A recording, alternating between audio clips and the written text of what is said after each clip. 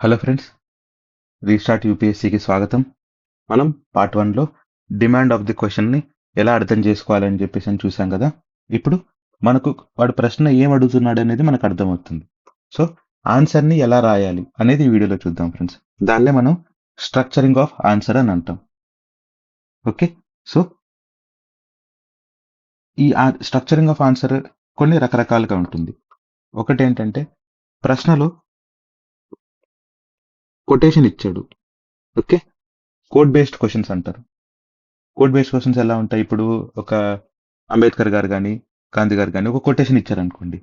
Okay, ఆ quotation గురించి answer అడుగుతాడు. అప్పుడు మనం ఏం చేయాలి? మనం చూసాం కదా ఇంటర్ప్రిటేషన్ ఆఫ్ ది క్వశ్చన్ అని చెప్పేసి అని. ఓకే, కమెంట్ అని చెప్పేసి అని అడుగుతాడు ఒక కొటేషన్ ఇచ్చి. సో ఇప్పుడు కోడ్ బేస్డ్ క్వశ్చన్ అడిగాడు అనుకోండి. ఫస్ట్ థింగ్ మనం ఏం చేయాలంటే, కోట్ అనేది ఇచ్చాడు కాబట్టి, ఇప్పుడు ఫర్ ఎగ్జాంపుల్ కొటేషన్ తీసుకుందాం. Be the change what you want to see in this world అని చెప్పేసి అని గాంధీ గారి కొటేషన్ ఉంది. అంటే మన సమాజంలో ఏదైనా మార్పు తీసుకురావాలనుకుంటే అది ముందు మనలో నుంచే మొదలవ్వాలని చెప్పేసి. ఓకే, నేను జనరల్గా చెప్తున్నాను. అప్పుడు కొటేషన్ ఇచ్చారు కదా, మన కొటేషన్ అర్థమైంది. కొటేషన్ అర్థమైన తర్వాత మనం ఏం చేస్తాము? ఇప్పుడు ఆ ఏ అయితే సమాజంలో చేంజెస్ రావాలని కోరుకుంటున్నామో అది ఒక్కొక్క డైమెన్షన్లో ఉంటుంది. ఓకే, గవర్నమెంట్ విధానంలో ఇలా ఉండాలి. ఓకే, ప్రజా పరిపాలనలో ఇలా ఉండాలి. ఓకే, మన కాన్స్టిట్యూషన్లోనే ఇలా మార్పులు రావాలి. సొసైటీలో ఆడవాళ్ళ పైన కానీ చిన్నపిల్లల పైన కానీ ముఖ్యంగా ఎల్జిబిటీ కమ్యూనిటీస్ పైన కానీ ఈ రకమైన మార్పు మనం తీసుకురావాలని ఒక్కొక్క డైమెన్షన్ బట్టి రాసుకుంటూ వెళ్తాం. ఓకే, కానీ మనకు డైమెన్షన్స్ అర్థమైనా ఫస్ట్ థింగ్ మనం ఏం చేయాలంటే, కోడ్ బేస్డ్ క్వశ్చన్స్ ఇస్తారనుకోండి, ఫస్ట్ మనం కోడ్లు ఎక్స్ప్లెయిన్ చేయాల్సి వస్తుంటుంది. ఇంట్రొడక్షన్ మీరు రాయండి. ఓకే, గాంధీ గారు ఇలా ఇలా ఈ ఈ ఉద్దేశంలో ఇట్లా చెప్పారను, లేకపోతే ఆ కొటేషన్ యాజ్ ఇట్ ఈస్ మళ్ళీ ఇంట్రొడక్షన్లో రాసుకుని దాని గురించి ఏమైనా ఒక 2 పాయింట్స్ ఏమైనా ఉంటే కింద రాసుకోవచ్చు. ఓకే, సో ఇంట్రొడక్షన్ అనేది పక్కన పెట్టండి. ఇంట్రొడక్షన్ మనం ఒక సపరేట్ వీడియో చేసుకుందాము. ఓకే, ఇంట్రొడక్షన్ ఎలా చేయాలని చెప్పేసి అని. ఓకే, మనం ఫస్ట్ ఏంటి, స్ట్రక్చరింగ్ చూసుకుంటున్నాం. స్ట్రక్చరింగ్ అయిపోయిన తర్వాత కదా మనం answer writing, introduction, body, conclusion. Okay, అది పార్ట్ 3 వీడియోలో నేను చెప్తాను. ఇక్కడ జస్ట్ మనం స్ట్రక్చరింగే, డిమాండ్ తెలుసుకుంటున్నాం, ఎలా రాయాలనేది మైండ్లో పెట్టుకుంటాం. ఓకే, స్ట్రక్చరింగ్ మాత్రమే చెప్తున్నాను. పిల్లర్లు వేస్తున్నాం అంతే, గోడలు ఇటుకలు ఇవన్నీ తర్వాత పెడతాం అనమాట. ఓకే, మనం ఫౌండేషన్ వేసుకున్నాం, డిమాండ్ అర్థమైంది, ఇప్పుడు పిల్లర్స్ వేస్తున్నాం అంతే, ఒక స్ట్రక్చరింగ్. సో కోట్ అడిగాడు, మనం ఏం ఆలోచించుకుంటాం? ఓకే, ఇంట్రొడక్షన్లో ఈ కోడ్ గురించి మనం రాస్తాము. తర్వాత ఏం చేయాలి? కోడ్ బేస్డ్ క్వశ్చన్ వచ్చేసిన తర్వాత ఇంట్రొడక్షన్ రాస్తాము. మనం జస్ట్ స్ట్రక్చరింగ్ చెప్తున్నాను ఫ్రెండ్స్, ఓన్లీ ఫ్రేమ్ వర్క్ లాగా చూసుకోండి. ఓకే, తర్వాత కోట్ని ఎక్స్ప్లెయిన్ చేయాలి. ఓకే, ఈ కోట్ని ఎక్స్ప్లెయిన్ చేయకపోతే ఈ డిమాండ్ ఆఫ్ ది క్వశ్చన్కి మనం అర్థం చేసుకోలేదని లెక్క. ఓకే, దీన్ని ఎక్స్ప్లెయిన్ చేయాలి. ఎక్స్ప్లెయిన్ చేస్తూ ఇప్పుడు బాడీలోకి వెళ్ళాలి. Body of the answer. ఇది కొటేషన్ కదా, కొటేషన్ కాబట్టి మనం డైమెన్షన్స్ తీసుకుంటాం. ఓకే, రకరకాల డైమెన్షన్స్ తీసుకొని డైమెన్షన్స్లో ఎక్స్ప్లెయిన్ చేస్తూ లాస్ట్లో కంక్లూజన్. ఓకే, ఇది కోడ్ బేస్డ్ క్వశ్చన్స్కి. సరేనా? లేదు, వాడు ఈసారి ఏమన్నా అడిగాడు, లేకపోతే కంపేర్ అన్నాడు అనుకోండి. మనం చూసాం కదా డిమాండ్ ఆఫ్ ది క్వశ్చన్లో కంపేర్ అంటే ఏం చేస్తాం? ఒక ఇంట్రొడక్షన్ రాస్తాం. Okay, compare Harappan civilisation, okay, IBC అనుకుందాం, IBC with early Vedic period అన్నాడు అనుకోండి, లేదా వేదిక్ పీరియడ్ అన్నాడు అనుకోండి. మనం ఏం చేస్తాము? ఇంట్రొడక్షన్లో ఐబీసీ గురించి ఒక పాయింట్ రాస్తాము, దాని తర్వాత వేదిక్ పీరియడ్ గురించి పాయింట్ రాస్తాము. జస్ట్ సింపుల్గా ఇది ఈ టైం లైన్లో ఉంది, ఇది ఈ టైం లైన్లో ఉందని చెప్పేసి. ఓకే, రాసిన తర్వాత ఏం చేస్తాము? ఇప్పుడు కంపారిజన్ అన్నాడు కదా, స్ట్రక్చరింగ్ మాత్రం చూసుకుంటున్నాం ఫ్రెండ్స్, ఆన్సర్ రాయట్లేదు. ఇప్పుడు మనం మైండ్లో స్ట్రక్చరింగ్ చేసుకుంటున్నాం. ఓకే, సో కంపేర్ అన్నాడు కాబట్టి సిమిలారిటీస్. ఓకే, సిమిలారిటీస్ మీద ఒక్కొక్క దానికి ఒక 3 పాయింట్లు రాస్తాము, ఒక ఎగ్జాంపుల్ రాస్తాము. ఓకే, ఐబీసీకి వేదిక్ పీరియడ్కి ఏదైనా సిమిలారిటీస్ ఉంటే, ఓకే, అదేంటనేది మనం చదువుకున్న తర్వాత మనకు అర్థమవుతుంది. స్ట్రక్చరింగ్ మాత్రం ఇలా ఉండాలి. నెక్స్ట్ డిఫరెన్సెస్కి మనం సింపుల్గా ఏం చేయాలంటే టేబుల్ వేసుకోవాలి. సింపుల్గా టేబుల్ వేసుకొని ఒక 3 పాయింట్లు. ఓకే, ఇక్కడ ఒక ఎగ్జాంపుల్ లేకుండా ఎగ్జామ్ రాయకూడదు ఫ్రెండ్స్. ఏదో ఒక ఎగ్జాంపుల్, ఎక్కడో దగ్గర ఒక ఎగ్జాంపుల్ మాత్రం ఖచ్చితంగా ఇస్తూ ఉండాలి. ఒక 2-3 ఎగ్జాంపుల్స్ అయినా రాయాలి, పర్సనల్ లైఫ్ అయినా ఏదైనా బయట ఏదైనా సరే. ఓకే, సో కంపారిజన్లో ఇలా ఉంటుంది. ఇది ఒక రకమైన క్వశ్చన్. కొన్నిసార్లు ఏమంటాడు? ఇంపాక్ట్స్ అంటాడు. ఓకే, మన ఇంపాక్ట్ అంటే పాజిటివ్ ఇంపాక్ట్ అలాగే నెగిటివ్ ఇంపాక్ట్ అనేది చూసుకుంటాం. మనం ఏం చేయాలి? ఎంత నెగిటివ్ గురించి అడిగినా దానికి పాజిటివ్ ఇంపాక్ట్స్ ఉంటాయి. ఎంత పాజిటివ్ గురించి అడిగినా కొన్ని నెగిటివ్ ఇంపాక్ట్స్ అయితే ఉంటాయి. సో పాజిటివ్, నెగిటివ్ 2 ఇంపాక్ట్స్ రాస్తాం. ఒక్కొక్క దానికి 3-4 పాయింట్లు రాస్తాం. ఒక ఎగ్జాంపుల్ రాస్తాం. చూసారా? సింపుల్గా స్ట్రక్చరింగ్ అయిపోతుంది కదా ఆన్సర్. మనం 10 పాయింట్లు రాయాలి కదా అని చెప్పేసి 2-3 పాయింట్లు రాసి కూర్చొని ఆలోచించకూడదు. స్ట్రక్చరింగ్ వచ్చింది అనుకోండి, మనం సిమిలారిటీస్ ఉన్నాయి 3 పాయింట్లు ఈజీ గుర్తొస్తాయి. డిఫరెన్సెస్ ఉన్నాయి 3 పాయింట్లు ఈజీ గుర్తొస్తాయి. సో ఇలా మనం దాన్ని డివైడ్ చేసుకుంటూ వెళ్ళాలి. కొన్నిసార్లు ఏముంటాయి? 2 పార్ట్ క్వశ్చన్స్ ఉంటాయి. దాన్ని 2 పార్ట్ క్వశ్చన్స్ అంటారు. 2 పార్ట్ క్వశ్చన్స్. ఓకే, ఇది జనరల్గా ఎలా ఉంటుందంటే 2 పార్ట్ క్వశ్చన్స్ అనేది క్వశ్చన్ రెండు సెంటెన్సెస్లో ఉంటుంది.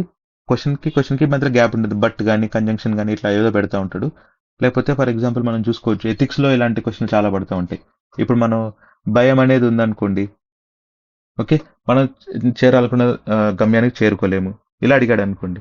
సో ఇక్కడ 2 పార్ట్స్ ఉన్నట్టు కదా. ఫస్ట్ థింగ్ ఏంటంటే భయం ఉండకూడదు. భయం ఉంటే కాన్సిక్వెన్సెస్ ఏంటి.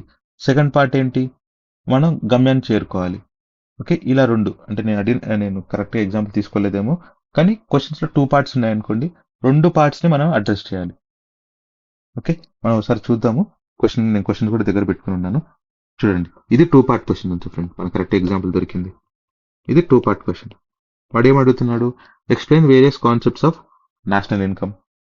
ఓకే, మళ్ళీ ఏమడుగుతున్నాడు? What are the limitations of GDP in representing welfare of people. Okay, చూడండి ఫ్రెండ్స్, మనం హడావుడిలో ఉంటాం ఎగ్జామ్ రాసేటప్పుడు. మనం ఏం చూస్తామంటే మనం క్వశ్చన్ అంతా చదవం కాదు. కాన్సెప్ట్ ఆఫ్ నేషనల్ ఇన్కమ్ అడిగాడు కదా, వాడు వేరియస్ అంటాడు, ఎక్స్ప్లెయిన్ అన్నాడు, రాసేస్తాం. ఇక్కడ what are the limitations of GDP అంటాం, అవి రాస్తాం. కానీ ఇక్కడ ఏమడుగుతున్నాడు? Representing welfare of the people. Welfare of the people అంటే ఇక్కడ లిమిటేషన్స్ ఉన్నాయా? ఏది పడితే అది రాసుకుంటే వెళ్ళకూడదు. వెల్ఫేర్ ఆఫ్ ది పీపుల్ అంటున్నాడు కాబట్టి ఈ ప్రజల్లో రకరకాల వాళ్ళు ఉంటారు. ఆడవాళ్ళు ఉంటారు, చిన్నపిల్లలు ఉంటారు, ఎస్సీ ఎస్టీ ఓబీసీలు ఉంటారు.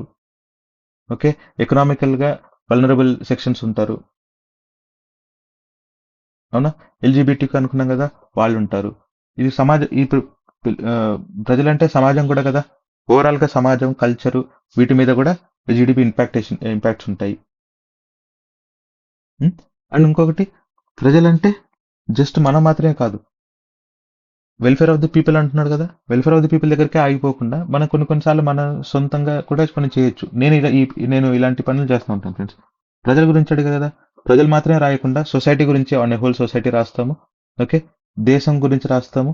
అట్ ద సేమ్ టైం మనుషులు ఈ భూమి మీద మనుషులు మాత్రమే కాదు, యానిమల్స్, జంతువులు, ఓకే, అండ్ ఎన్విరాన్మెంట్. ఓకే, దీని ఇంపాక్ట్ కూడా మనం రాసుకోవాలి. ఇక్కడ ఏమంటుంది? Limitations of GDP, welfare of the people అంటున్నాడు కాబట్టి ఇది స్ట్రక్చరింగ్ చేసుకోవాలి. 2 పార్ట్స్ కింద రాయాలి.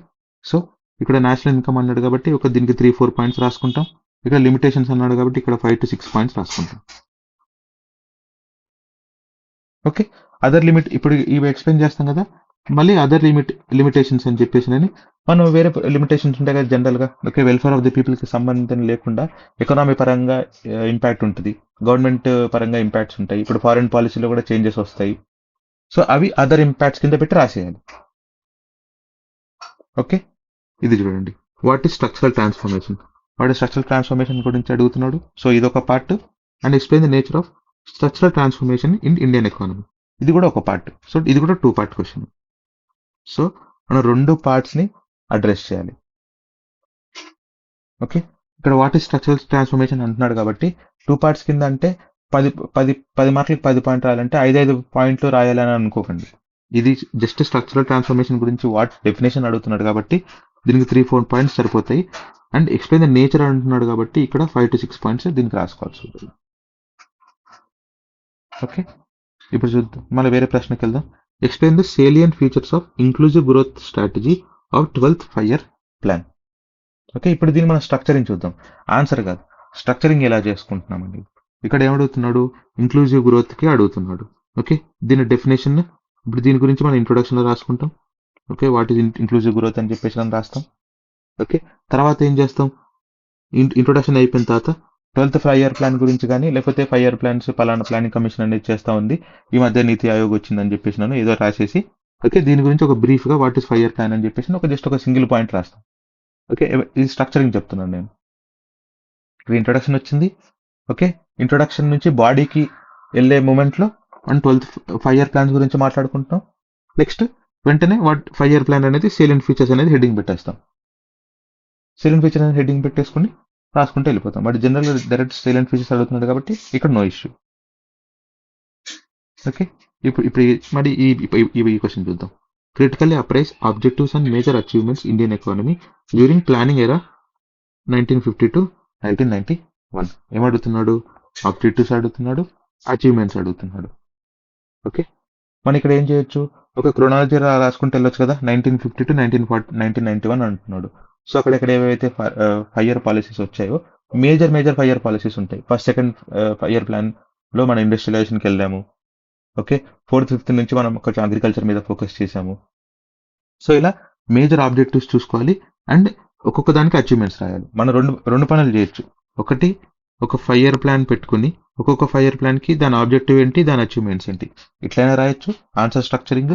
లేదంటే ఒక్కొక్క దానికి ఆబ్జెక్టివ్స్ అని హెడ్డింగ్ పెట్టేసి ఆబ్జెక్టివ్స్ ఓకే అది అయిపోయిన తర్వాత అచీవ్మెంట్స్ అని హెడ్డింగ్ పెట్టేసి మళ్ళీ అచీవ్మెంట్స్. నన్ను అడిగితే ఇలా రాయకుండా ఇట్లా రాస్తేనే బెస్ట్.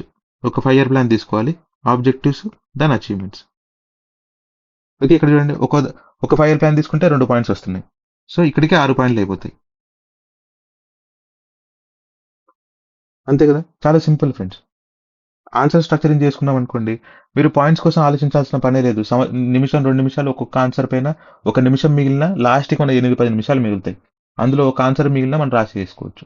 2-3 ఆన్సర్లు మిగిలిన ఒక 10-15 నిమిషాలు లాస్ట్లో మిగులుతాయి కాబట్టి 2-3 ఆన్సర్స్ అయినా ఎట్లో విధంగా కంప్లీట్ చేసుకోవచ్చు పేపర్ని.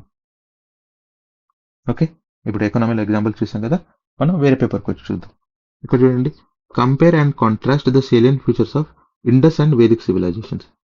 నేను చెప్పాను కదా, కంపేర్ అంటున్నాడు, కాంట్రాస్ట్ అంటున్నాడు. అంటే ఇది డిఫరెన్సెస్. ఆల్రెడీ ఇందులో కంపేర్లోనే సిమిలారిటీస్ అండ్ డిఫరెన్సెస్ ఉంటాయి కాబట్టి సో మనం కంపేర్ అంటే ఇక్కడ సిమిలారిటీస్ కూడా రాసుకుంటాం.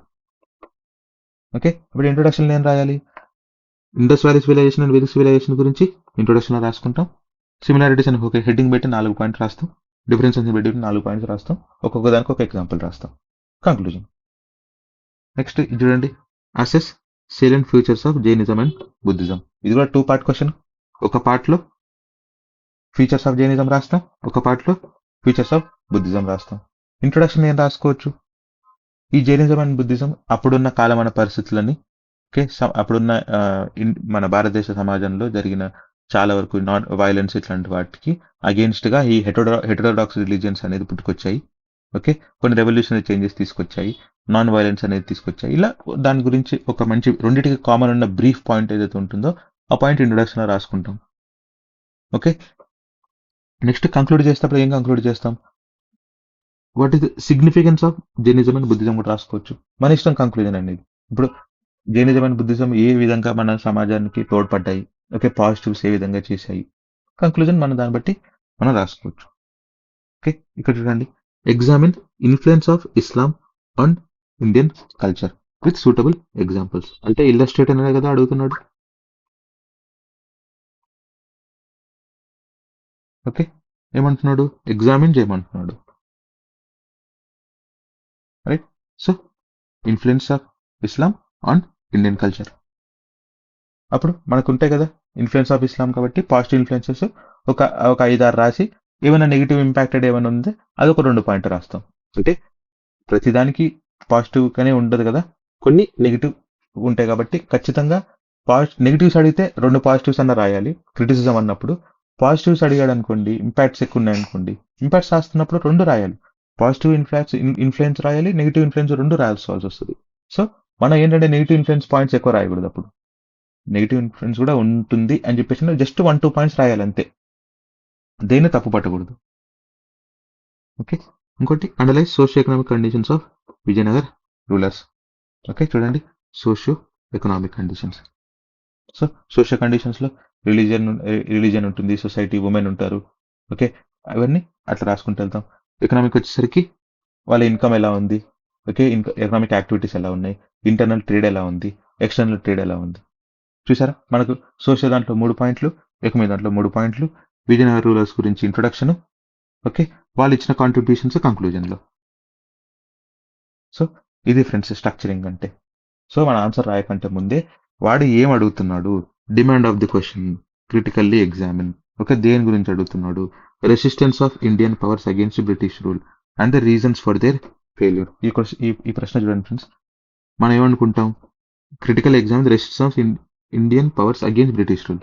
జనరల్గా మనం ఏం చేస్తాము, రెసిస్టెన్స్ ఆఫ్ ఇండియన్ పవర్స్ అన్నాడు కదా, పీజెంట్ రూలర్స్, పీజెంట్ రాస్తాము, నెక్స్ట్ మన ట్రైబల్ రివోల్ట్స్ రాస్తాము, అండ్ సివిలియన్ ఏమైనా ఉంటే అవి రాస్తాము. అవి రాసేసి కంక్లూడ్ చేస్తాం. వాడు ఏమడుగుతున్నాడు, క్రిటికల్లీ ఎగ్జామిన్ అడుగుతున్నాడు.